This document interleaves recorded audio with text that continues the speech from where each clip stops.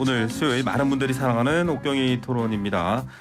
정우김 전 의원 나오셨습니다. 의원님 안녕하십니까? 네, 안녕하세요. 신경민 전 의원 나오셨습니다. 안녕하십니까? 네, 안녕하세요. 예, 먼저 어제 이태원 참사 유가족들이 모여서 34분 정도가 민변의 도움을 받아서 모였는데 기자회견이 있었습니다.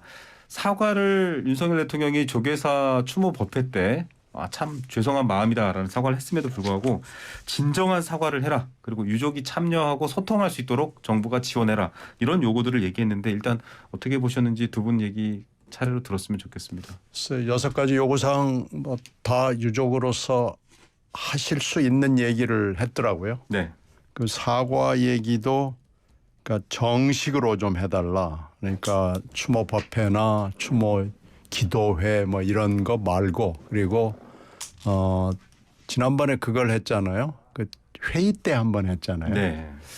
근데 그렇게 하지 말고 이 일만을 놓고 이 사태만을 놓고 정식으로 최고 책임자로서 네. 국가의 지도자로서 정식으로 슬픔을 표시하고 앞으로 뭘 어떻게 하겠다는 결의를 다져주는 것이 맞을 것 같고요.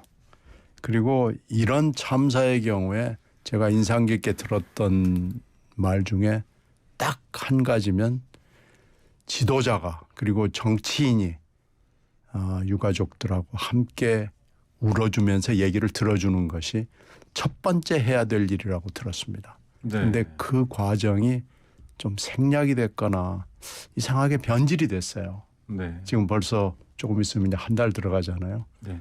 이 과정에서 어떤 지도자도 유가족들과 함께 울고 도대체 우리가 뭘 해야 됩니까? 뭘 해드릴까요? 하는 얘기를 했는데 어저께 결국은 민변이라는 민간 단체를 통해서 유가족 중에 그것도 연락이 닿는 극히 일부분 분들이 모여가지고 얘기를 했는데 저도 아주 가슴 아프게 들은 것 중에는 조화도 포개지 마라.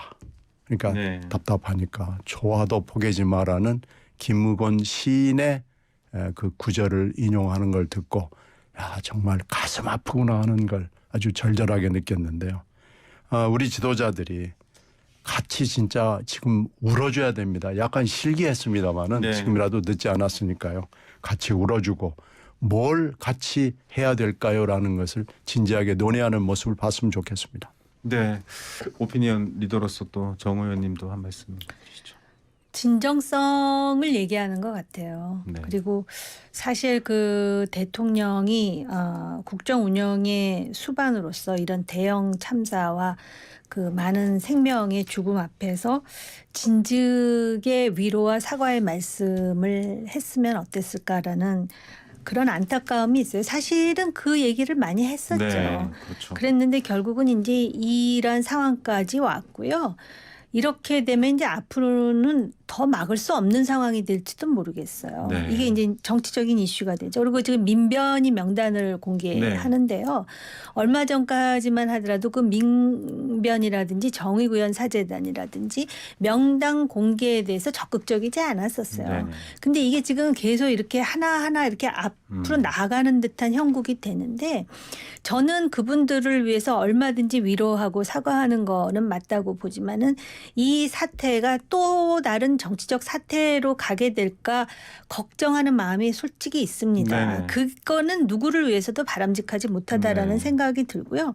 그다음에 이태원에서의 할로윈 참사 그 자체 그러니까 그날 누가 책임이 있느냐도 중요하지만 그 이후에 중앙정부의 대응에 대한 그러한 그 유가족들의 원망과 국민들의 실망이 굉장히 많이 지금 중첩되어 있는 상황인 것 같아요. 일단 그 정부의 그 윗선에 있는 사람들이 무책임해 보이는 언사가 있었어요. 그러니까 실제로 본인이 열심히 뛴다 하더라도 외연적으로 보이는 거는 매우 책임을 회피하는 것 같고 마치 또 경찰이나 소방이나 구청의 실무자들에게만 책임을 지우려는 것 아니냐라는 그러한 그 언술이 대통령으로부터도 나왔고 이런 것들이 계속 누적된 거예요. 지금 이 지경까지 온 거는 헬로윈 참사 그 자체뿐만 아니라 그리고 말 한마디에 천냥빛을 갚는다 그랬는데 말 몇 마디를 계속 잘못해가지고 지금 완전히 이 그 나락의 소용돌이로 지금 가고 있다라는 느낌이 들거든요.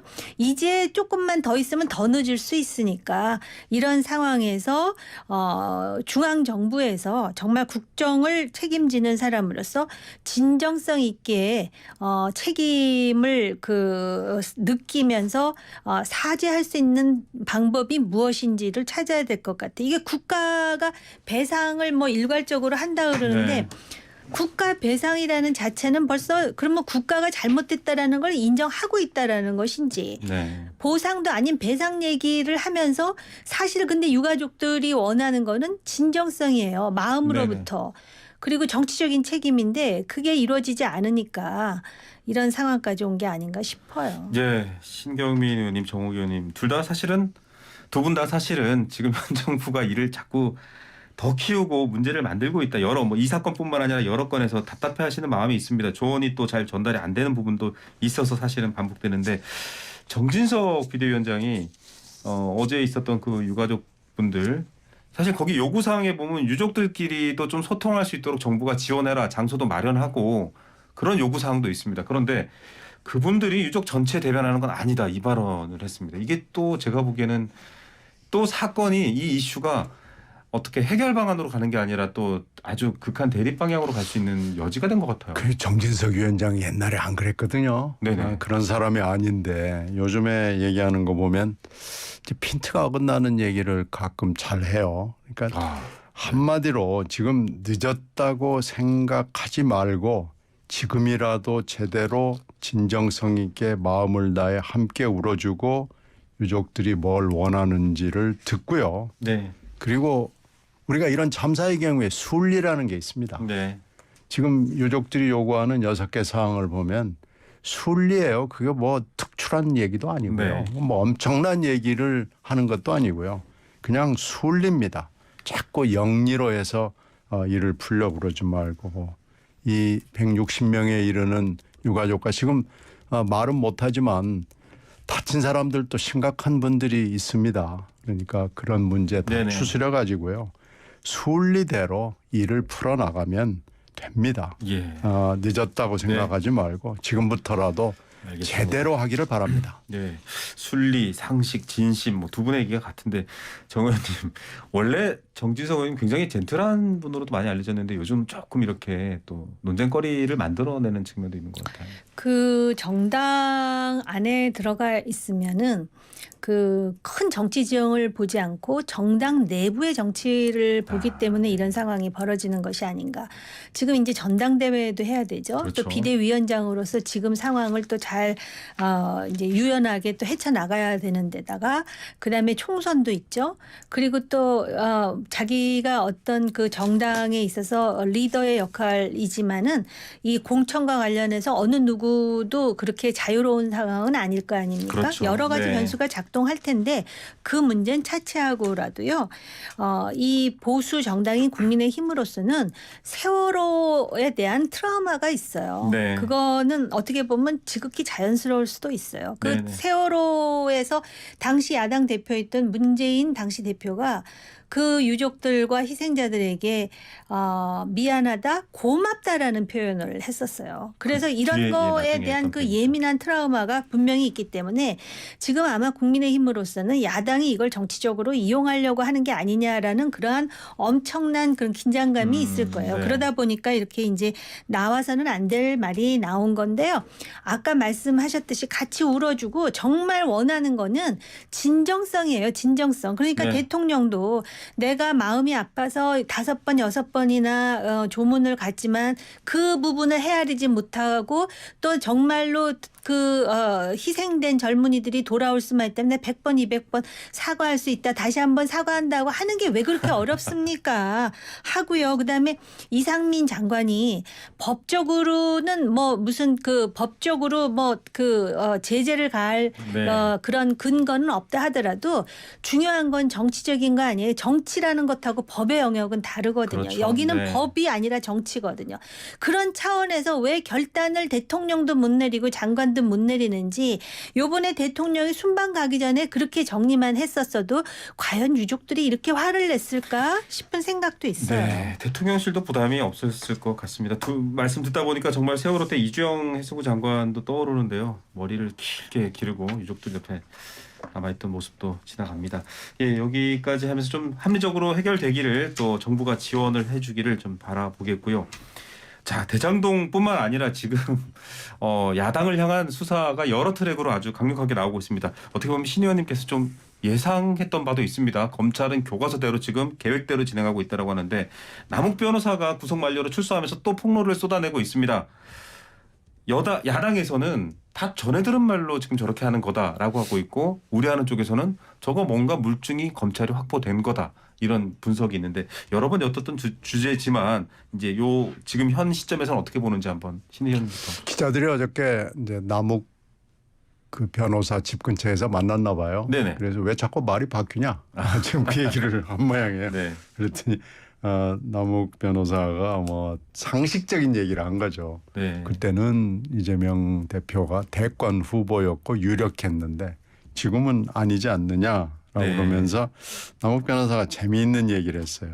내가 만약에 지금 하는 얘기가 거짓말이라면, 그러니까 네. 위증이라면 왜 위증죄로 나를 고소하지 않느냐? 네. 지금 그 얘기인데 남욱 변호사가 그때 미국에서 막 귀국을 해가지고 여러 방송에 나가가지고 굉장히 많은 얘기를 쏟아냈습니다. 네. 그 얘기하고 지금 출소를 지금 해가지고 며칠 동안에 네네. 그것도 법정의 대부분 얘기가 네. 법정에서 한 거거든요. 네. 그러니까 법적인 그 지위라고 그럴까요? 발언의 격이 다릅니다. 네. 그래서 이 부분에 대해서는 남욱 변호사가 굉장히 뭐라 그럴까 법적인 자기 책임을 의식을 하고 얘기하는 게 최근의 얘기일 거라고 짐작은 가요. 지금 네. 얘기는 잘못하면은 위증이거든요. 예. 위증이고 별도의 혐의로 해가지고 다시 또 사법 처리가 될 수밖에 없는 상황이기 때문에 지금 민주당에 매우 불리한 얘기를 쏟아내고 있고 네. 이재명 대표에게 매우 심각한 얘기를 쏟아내고 있는 것은 맞잖아요. 예. 그렇기 때문에 지금 현재 하고 있는 얘기가 훨씬 더 무게가 가는 것은 맞죠. 예. 다만 이제 증거가 있느냐, 물증이 있느냐죠. 그렇죠. 이제 인증과 물증이 있으니까 물증이 있느냐인데 대부분의 뇌물죄의 경우에는 물증을 찾기가 사실상 불가능한 경우가 굉장히 많기 때문에 네. 판례가 그것을 고려해서 판례가 형성이 되어 있습니다. 그래서 대법 판례를 쭉 이 뇌물죄나 성범죄의 경우에 은밀한 장소에서 두 사람만이 알 수 있는 범죄의 경우에는 네. 인증과 물증 경우에서 좀 다르게 취급하고 있다는 게 있어요. 그래서 이것도 역시 수사를 통해서 내지는 궁극적으로는 재판을 통해서 판정을 할 수밖에 없다라는 생각이 듭니다. 예. 그래서 지금 현재 벌어지고 있는 일이 민주당에 매우 불리하게 돌아가고 있다는 것은 확실합니다. 네. 그러니까 이제 앞으로 어떻게 될지는 검찰과 법원에 달려 있는 일이죠. 예. 그러나 무게로 봤을 때는 지금 하는 얘기가 훨씬 더 무거운 얘기죠. 예. 그래서 이 부분을 민주당도 심각하게 받아들여야 되고요. 이 발언의 기초에서 대응을 해야 되는 건지 옛날하고 지금하고 얘기가 다르다 그래서 옛날 얘기에 비중을 싣고 얘기에 대응하는 건 저는 맞지 않다고 봅니다. 진술 변경이 아니라 지금 법정 재판에서 나오고 있는 과정에서 나오고 있는 진술에 더 대응을 해야 된다라는 얘기를 했고 유동규 남욱 두 분이 비슷한 것 같아요. 내가 질 법적 책임만 지겠다 지금 이러면서 네, 일종의 똑같은 얘기예요. 진술 변경을 한 거죠. 네. 내가 죄를 짓지 않은 부분에 대해서 누가 대신 그 죄를 책임지는 것이 아니기 때문에 자기 자신은 억울하지 않게 자기가 잘못한 부분에 대해서만 죄값을 받겠다라는 얘기를 똑같이 하는데요. 조금 전에 왜 의원님이 그런 말씀하셨잖아요. 민주당에 불리하다고. 네. 근데 이거는 민주당에 불리한 게 아니라 이재명과 이재명계에 불리한 얘기겠죠. 오히려 지금 그 사법 리스크가 민주당에서 애초부터 이제 이제 문제 제기가 나왔던 것인 만큼 오히려 이 문제가 드러내지면은 민주당으로서는 훨씬 몸집이 가볍게 움직일 수 있을 가능성도 있어요. 네. 그래서 정치적으로는 오히려 그 권력에서 이 이재명 카드를 그대로 잔존시킬지도 모른다. 왜냐하면은 이재명 대표와 대장동과의 관계에 대해서는 의심하는 눈초리가 굉장히 많지 않습니까? 네. 여론상으로도. 그다음에 남욱 변호사예요, 이 사람이. 네. 그러니까 법을 아는 사람인데 지금 왜 내 말이 가짜라고 그러면서 나를 위증죄로 고소하지 못하느냐라고 오히려 지금 그 반격하잖아요. 근데 저도 이런 부분이 참 신기했어요. 어떤 부분이냐면 이재명 대표는 지금 자기는 아무 잘못이 없다라는 거 아니에요, 표면적으로. 네. 그런데 정진상 실장이 지금 그 뇌물 받은 것을 포함해서 4가지 사유로 지금 네. 구속됐고요.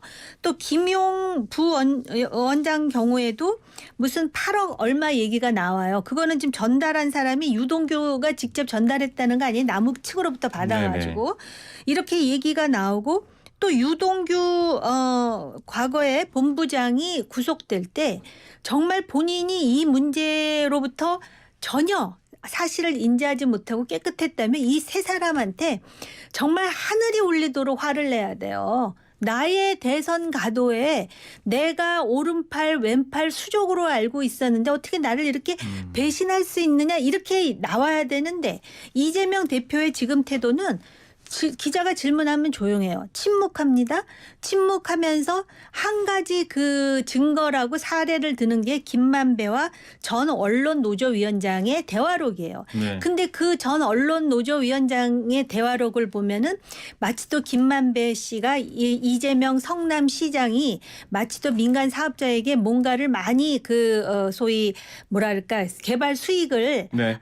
받아가지고선 공공의 이익에 쓴 것 같은 그러니까 김만배로서는 막 욕이 나오는 뭐 공산당 뭐 해가면서 네. 그런데 실제로 그 녹취록을 보면은 그 대장동 사건이 터진 직후입니다. 그리고 언론노조위원장이라고 하는 사람 또 그걸 공개한 곳도 뉴스타파라는 곳이거든요.